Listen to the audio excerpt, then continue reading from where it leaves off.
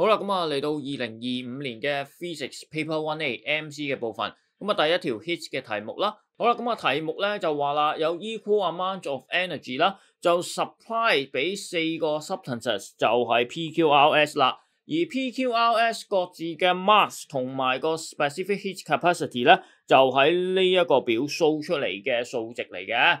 好啦，咁啊題目咧就係想知究竟呢4個 substances 嚟講，邊一個有個 largest rise in temperature？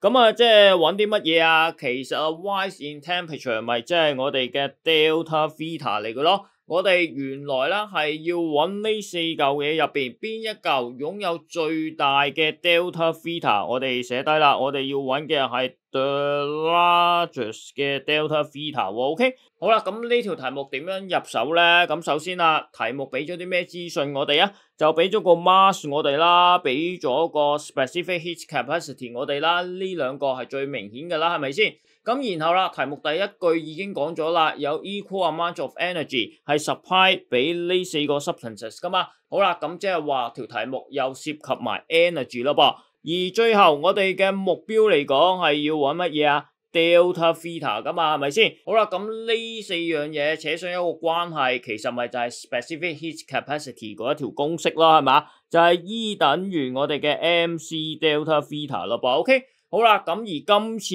嘅目標嚟講係要揾乜嘢啊？最大個 delta theta， 即係話主角係 delta theta。咁所以啦，我會將條公式咧就係 make 呢個 delta theta 做咗個 subject 先。咁即係話我哋個 delta theta 嚟講咧，其實就會等於我哋嘅 energy 啦，除翻個 mass， 再除翻個 specific heat capacity 噶。OK， 好啦，咁啊調完 subject 之後啦，咁我哋就睇睇點樣先可以做到最大嘅 delta theta 咯噃。咁啊 delta theta 嚟講就等於一個分數啦，係咪先？一個分數點樣先可以做到個最大值啦？當然啦，就係分子咧就攞最大，而分母嚟講咧就攞最細嘅噃。OK， 好啦，咁但係題目第一句就話啦，我哋提供俾 PQRS 嘅 energy 嚟講咧係 equal amount 嘅噃。OK， 好啦，咁即係話嗰4個 substances 嚟講所攞到嘅 energy 係一樣啦。咁即係話我哋係比較唔到個 energy 啦。咁個 energy 就係 constant 啦。好啦，咁剩翻可以比較嘅嘢就係個分母嘅啫，就係個 mass 乘以個 specific heat capacity 啦。我哋嘅目標係啲乜嘢話？係要攞最細嗰一個。好啦，咁題目咪俾晒 PQRS 個 mass 同 specific heat capacity 我哋咯。咁我哋只要啦，將兩者相乘就係我哋嘅 M 乘 C 啦。咁我睇下邊一個最細，就代表住佢係擁有最大嘅 delta theta 咯噃。OK， 好啦，咁我哋嚟啦。咁啊 P 嚟講啦 ，M 乘 C 就係2乘4200啦。咁其實咧就係8400嚟噶。